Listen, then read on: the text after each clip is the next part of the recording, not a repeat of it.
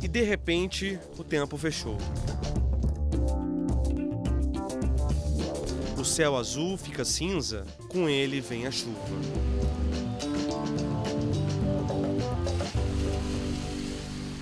Com o aumento da temperatura, o vapor d'água condensa, formam as nuvens, né? Se formam as nuvens, principalmente por conta da evaporação dos oceanos nas áreas costeiras. E quando essas nuvens atingem um certo tamanho, na verdade, as gotículas d'água que estão contidas na nuvem, elas atingem um certo tamanho, elas precipitam. Ela é esperada por meses no Nordeste. Já em outras regiões vem em abundância. No campo é essencial para a colheita, mas em excesso causa prejuízo. Nas cidades planejadas, os moradores não sofrem com um período molhado do ano. Já em locais que cresceram de forma desordenada, a chuva causa transtornos. A água corre as ruas, desce pelos bueiros, os galhos balançam, o trânsito muda.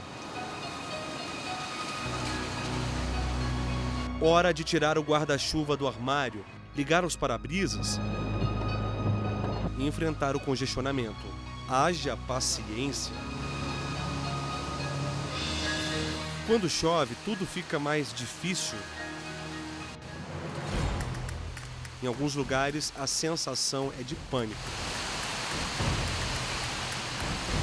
Vicente Pires, Distrito Federal, a 20 quilômetros da área central de Brasília. Para a maioria que vive aqui, a chuva não é bem-vinda. Não adianta, tá um rio aqui, certo? Os vídeos gravados por moradores revelam a triste realidade de uma cidade mal planejada. Quando o céu dá o sinal de que vai chover, bate o medo? Muito. A gente já sabe que vem transtorno. Eu, principalmente, que mexo com comércio, depois da chuva e desses trabalhos que eles estão fazendo aí, o movimento caiu 80%, 90%, porque não tem como transitar. Ruas inundadas. Motoristas param de dirigir por segurança. Não há o que ser feito. A enxurrada derruba estruturas e leva uma moto.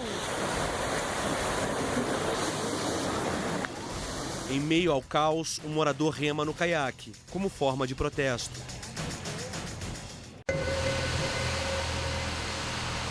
Nesse outro vídeo, a caminhonete é engolida por uma cratera depois que o asfalto cedeu com a enxurrada. Lá dentro está um casal de idosos. São momentos de terror. Quem se aproxima mal consegue acreditar na cena que vê. Comerciantes decidem resgatar o casal, é feita uma corrente humana. Por sorte, os idosos são salvos. Deus, olha só. Olha que coisa. O Meio Ambiente por Inteiro conversou com o seu Osvaldo, de 76 anos, o protagonista do episódio.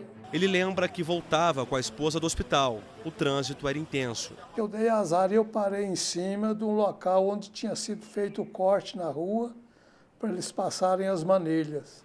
Porque fizeram a obra, colocaram as manilhas, mas jogaram terra em cima sem compactar a terra. E a chuva foi levando a terra na hora aonde eu parei e a caminhonete foi descendo as rodas no buraco. Seu Osvaldo e a mulher mantiveram a calma. O carro, por pouco, não teve perda total. O prejuízo ficou em mais de R$30 mil. O seguro vai cobrir as despesas. De lá para cá, a família ficou sem carro. A vida parou no tempo. Para começar, eu não dou conta de caminhar, porque por causa da ortoplastia nos 2 joelhos. Seu Osvaldo é apenas uma das vítimas da consequência de uma ocupação desordenada. Outras pessoas já tiveram aí também. Não foi só comigo, com muita gente. Então eu atribuo isso aí a uma má gestão. Essa é a palavra-chave, má gestão.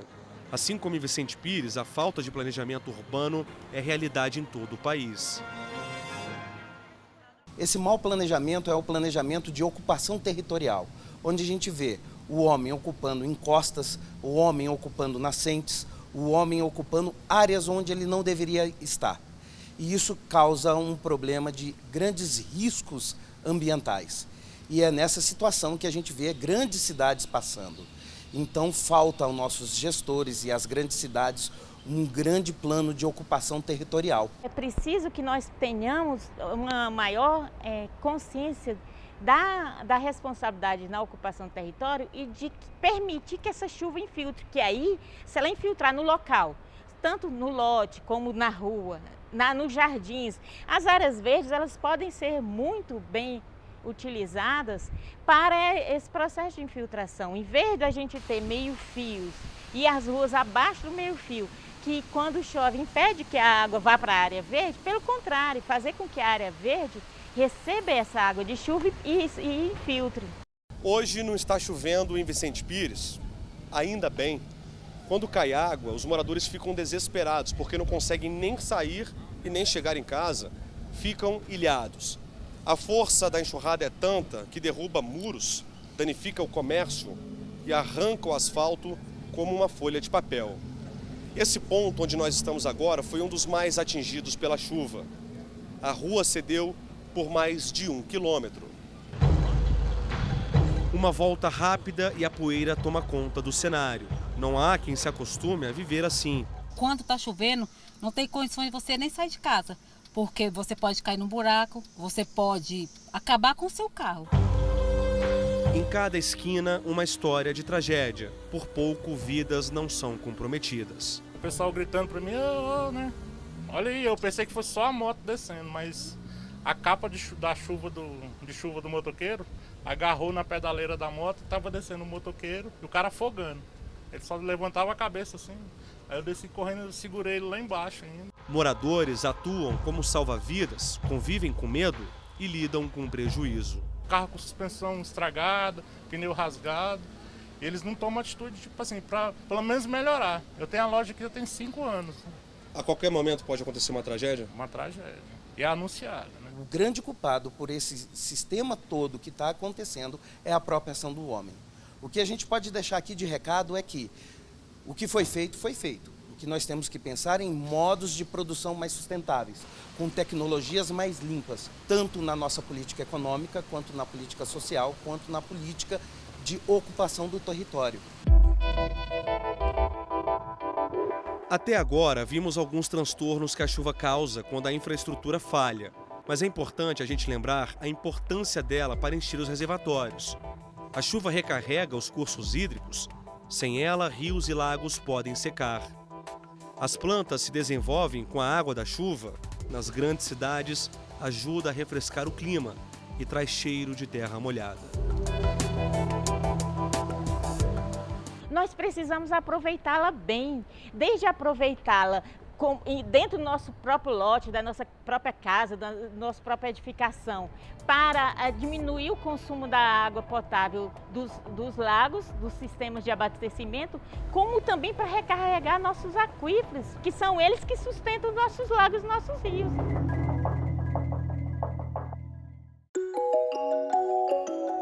No próximo bloco, você vai ver como os agricultores convivem com a instabilidade do tempo, o excesso de chuva e o prejuízo na lavoura.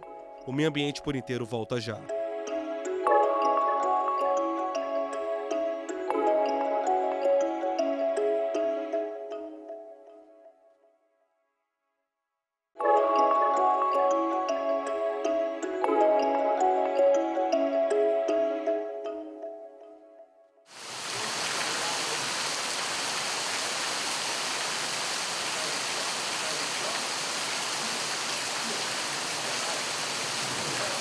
Estamos de volta debaixo de chuva, já que esse é o assunto do Meio Ambiente por Inteiro dessa semana. No segundo bloco do programa, nós vamos mostrar que quando a água cai do céu é motivo de alegria para os produtores rurais, só que quando chove muito, gera prejuízo. O ideal seria um equilíbrio da chuva para quem vive e trabalha no campo, só que é muito difícil controlar isso, né? A chuva pode ser uma grande aliada da agricultura ou se tornar uma ameaça. Saímos da cidade, pegamos a estrada. Nossa aventura agora é no campo.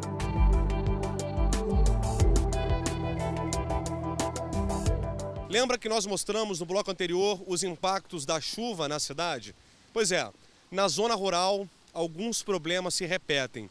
Nesse ponto onde nós estamos, em Planaltina, a cerca de 60 quilômetros da área central de Brasília, a força da água é impressionante. O cenário parece de cachoeira, é uma inundação que não tem fim. E aí o que acontece é o seguinte: a água desce com tanta força que ela invade as estradas rurais e também as propriedades, causando vários prejuízos. É tanta água que cobre a vegetação, impacta o solo, chega às áreas de plantio.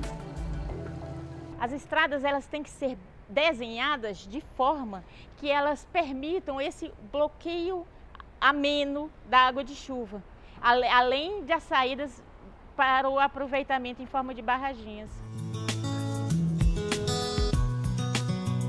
O Meio Ambiente por Inteiro conversou com o Rafael. Ele trabalha na empresa de assistência técnica e extensão rural do DF, a Emater.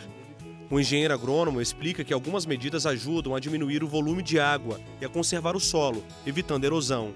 Um exemplo é a manutenção das estradas. Ela tem que ter algum sistema de proteção contra a água, né? O ideal é que a água não corra em cima da estrada. A estrada tem que ficar um pouco acima do terreno natural e que a água saia da estrada o mais rápido possível. É por isso que são feitas as curvas, os baciões, que são as estruturas feitas ao lado das estradas para captar a água da estrada e infiltrar numa velocidade mais adequada, né? Os bigodes que são feitos e peitos de pompa são feitos para retirar a água da estrada. Outro exemplo eficiente é a integração da lavoura, pecuária e floresta. Todo consórcio e cobertura de solo ele é feito para deixar o solo menos exposto possível, né? Então, se você tem uma integração lavoura-pecuária, você tem o solo mais protegido, que vai estar protegido justamente do impacto da chuva, o impacto da gota de água, que tem a capacidade tanto de compactar o solo quanto de causar erosão. Hoje, quem vê o Thiago nessa tranquilidade toda nem imagina o sufoco que passou nos últimos meses. A propriedade dele tem 44 hectares. O pai comandava o plantio convencional. Há 4 anos, os irmãos passaram a tomar conta do negócio. A primeira mudança foi no cultivo, virou orgânico. Por que vocês resolveram mudar o sistema de plantio? Cara, na verdade a gente tinha aqui um plantio convencional, né? E a gente ao longo do tempo foi vendo que quem dava o preço no nosso produto era quem estava comprando e não a gente, né? Então a gente chegou aqui a vender uma caixa de cenoura a R$ 5,00 e uma caixa de cenoura a R$ 75,00, dependendo da época. Que diferença, hein? Diferença, né? Então assim, mas ao mesmo tempo você tinha um risco, você saía daqui de madrugada para ir para uma feira e não vendia o seu produto, você perdia. Thiago planta dezenas de espécies de hortaliças, frutas e verduras. Ele faz parte da CSA, a comunidade que sustenta a agricultura. Tudo que planta e colhe vende diretamente para os clientes, não há um atravessador. Nos últimos meses, a chuva forte do Distrito Federal trouxe um prejuízo grande. O que você perdeu? Cara, aqui a gente tinha feito a cobertura, né, da estufa, tanto essa aqui quanto essa segunda, a gente tinha gasto aí R$2.000 só de plástico da estufa. E numa dessas chuvas, com vento, ela deitou toda a estufa, né, e perdemos o plástico e com isso tem que desempenar todos os arcos. Então esse prejuízo só do plástico foi na faixa de R$2.000. O plantio de tomate orgânico foi destruído pela estrutura danificada. Estamos falando de quase 1.000 pés do alimento. Essas fotos tiradas pelo Thiago mostram a força da chuva que derrubou a estufa. A gente parou um pouquinho a nossa gravação porque está chovendo muito. Nós conseguimos abrigo em um galpão onde os funcionários separam a mercadoria que vai ser vendida. Bom, pelo jeito, essa chuva não é passageiro. O céu está completamente fechado. Hoje, por exemplo, é um dia que não tem nem plantio e nem colheita. Na natureza, os imprevistos são diários. Depois de alguns minutos, o tempo abriu. Thiago tem trabalhado duro para recuperar o plantio perdido. Na dificuldade, vieram os ensinamentos. Com o tempo a gente vem aprendendo que nessa época de chuva, se a gente planta uma bandeja de repolho na época da seca, a gente tem que plantar pelo menos 2 na época da chuva, porque é a perda, né? A gente já conta com essa perda. Produtos como repolho, alface, cheiro verde, né, todos esses produtos a gente tem uma dificuldade maior com a produção na chuva. A grande causa hoje que a gente vê da intensificação, tanto do período da seca quanto do período da chuva, hoje em dia, é o aquecimento global. E esse aquecimento global é causado justamente pelo meio de produção que o homem adquiriu pós-guerra. Hoje, o que a gente usa como matriz energética é muito baseado no petróleo. E o petróleo ele acaba liberando, pela queima do seu combustível, o dióxido de carbono. E o dióxido de carbono é o principal gás, o gás mais associado hoje, em termos de sua porcentagem na atmosfera, ao aquecimento global. Então, indicadores diretos mostram que, aumentando a concentração de CO2 na atmosfera, aumenta-se a temperatura do planeta. E o aumento do efeito estufa, ele acaba contribuindo para que fenômenos naturais sejam intensificados. Então, um ano de Laninha e um ano de El Niño vai acabar sendo muito mais intenso e com essa intensidade eu vou ter um período com mais chuva ou menos chuva. Mesmo com o risco do prejuízo, quem é produtor rural sabe, é melhor o excesso da chuva do que a falta dela. Precisa dessa chuva, mesmo correndo todos esses riscos e tudo, mas é necessário, né? Quando a chuva dá uma trégua, Tiago usa a enxada para ajudar a dar vazão à água.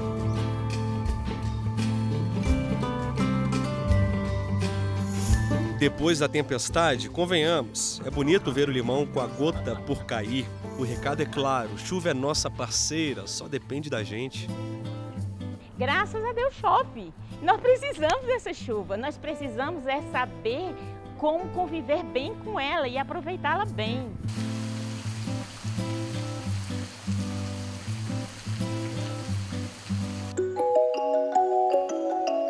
No próximo bloco, Rafael Oliveira visita um condomínio em Brasília que encontrou na chuva a solução para diminuir a conta de água.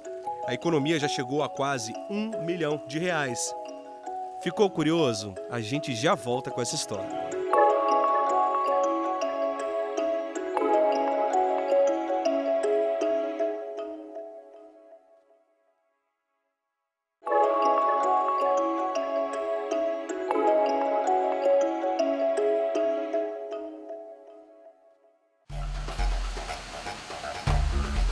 Nos blocos anteriores, mostramos os prejuízos causados pela chuva, tanto na cidade quanto no campo.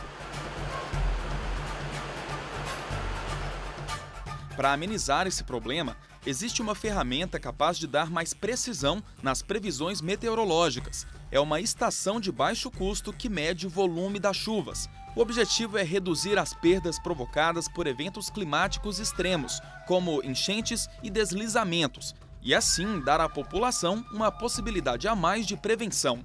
O aparelho foi criado por esse engenheiro de produção. Uma das principais causas que estão por trás dessa baixa previsibilidade é justamente porque ainda faltam muitos dados meteorológicos no país, para a gente conseguir dar esse alerta antecipado e muito mais preciso para as pessoas que estão ali em regiões de alta vulnerabilidade, para que elas possam tomar alguma ação de prevenção, né? Ir para um local seguro ou para uma defesa civil, ter mais instrumentos e ferramentas para auxiliar nessa gestão e monitoramento. Hoje já são 130 estações instaladas em 4 estados do Brasil, sem contar que a startup foi a primeira do mundo a participar da plataforma global de cidades inteligentes da ONU. A gente acredita que falar sobre o tempo não pode ser mais aquele papo de elevador. Ele pode também salvar vidas. Ok, agora é hora de refletir sobre o outro lado da história, sobre o que fazemos com os recursos naturais que chegam até a gente. A chuva, por exemplo, tem bem mais a oferecer do que parece. A principal mensagem desse barulhinho se resume a 4 letras: V-I-D-A, vida. Isso porque sem água não existe forma de vida, nem para seres humanos, nem para o meio ambiente. Ela vem do céu, pura, como se fosse um presente divino. E quando chega aqui, vai embora pelo cano, como se não tivesse nenhum valor. Aliás, segundo os especialistas, a maioria das cidades brasileiras não tem redes específicas para o escoamento de águas pluviais. A água da chuva se mistura com o esgoto e depois o poder público gasta milhões para tratar essa água podre e, em seguida, vender para a população beber, fazer comida, tomar banho. Uma boa saída é o reaproveitamento das águas pluviais antes que elas sejam contaminadas. A legislação estabelece normas para o uso e armazenamento da água por meio da Política Nacional de Recursos Hídricos, criada em 1997.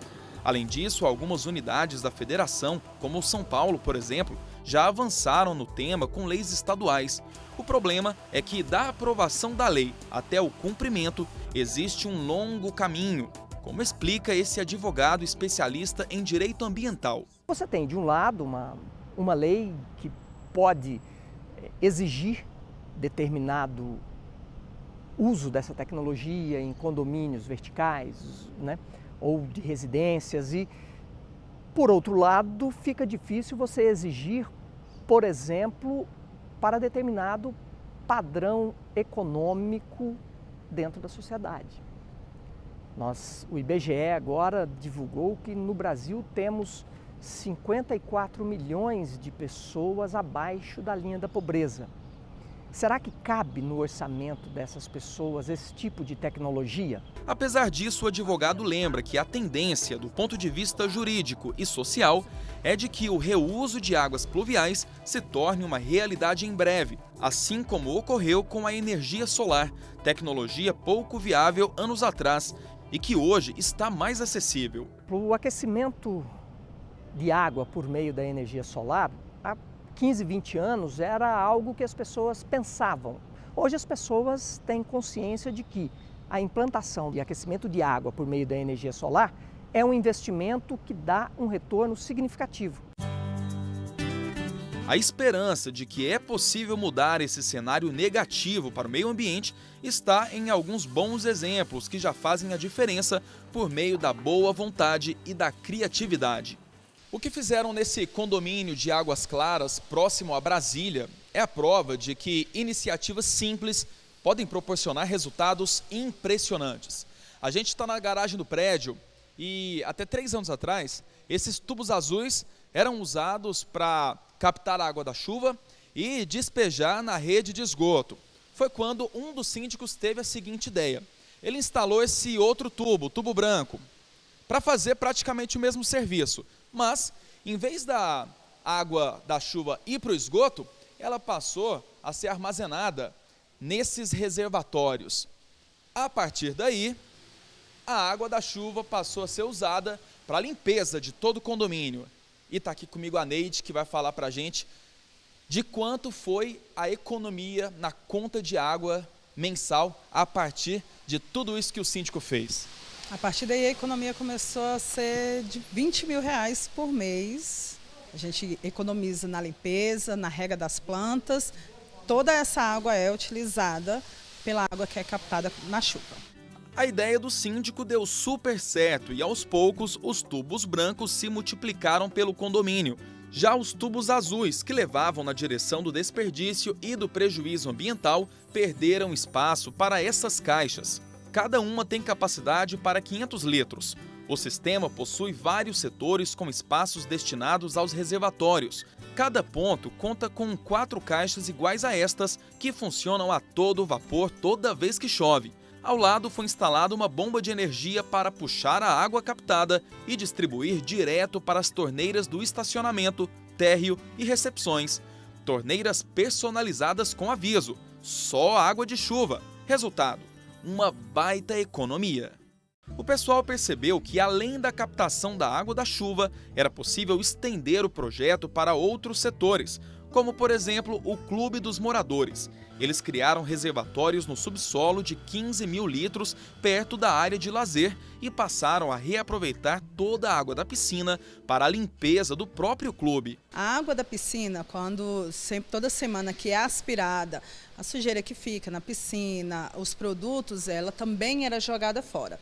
Foi aí que partiu a mesma ideia daqui de fazer lá no clube, na área da piscina. Então, quando faz a aspiração da piscina, que essa água seria jogada fora, ela vai para um reservatório bem maior que a gente tem lá, e aí fica lá também para a limpeza do condomínio. É onde, junto com essas daqui, com dos outros subcondomínios, a gente chega a economizar quase 30 mil litros de água mensal. Desde a implantação do sistema de reaproveitamento tanto da água da piscina quanto da chuva, o condomínio praticamente não precisa mais utilizar a água que vem da empresa fornecedora do Distrito Federal, a CAESB. A gente ainda tem as torneiras de uso da CAESB, porém na área comum ela é muito pouco utilizada. Aí a gente tem nas cozinhas dos espaços receptivos, que aí é a água que vem da CAESB, nos filtros, mas a limpeza do chão, a limpeza das garagens, das áreas comuns é feita com a água da chuva, a água captada pela chuva. 4 anos após a instalação do sistema, o condomínio já economizou quase R$1 milhão só nas contas de água, sem falar no benefício ao meio ambiente. Motivo de orgulho para quem mora no local. Muito orgulho, os moradores apoiam, gostaram bastante, aplaudiram, elogiaram a ideia e hoje sentem realmente no bolso. O benefício da economia da água é revestida em outras partes para o condomínio. Tanta economia fez da iniciativa um exemplo de sucesso na rede hídrica, algo que passou a ser copiado por outros condomínios e virou referência no cenário mundial. A empresa foi convidada para participar do Fórum Mundial da Água, feito pela ONU, para mostrar essa ideia que ele implementou aqui no condomínio. Essa questão de reaproveitamento da água, ela tem que vir junto com uma educação ambiental. E essa educação ambiental tem que ser uma educação ambiental forte, que comece nas escolas, mas que não fique só dentro das escolas, também seja trabalhado com a sociedade e também seja trabalhado dentro da indústria. Como você viu no programa, a chuva em excesso pode sim causar grandes transtornos. Mas se soubermos reaproveitar esse recurso natural, que ainda é abundante no Brasil, podemos transformar o problema em solução. E assim chegamos ao final de mais um Meio Ambiente por Inteiro. Você pode rever este e outros programas no nosso site tvjustiça.jus.br. Se quiser nos mandar um e-mail, o endereço é meioambientepor-inteiro@stf.jus.br. Acesse também o nosso canal no YouTube, TV Justiça Oficial. Até a próxima!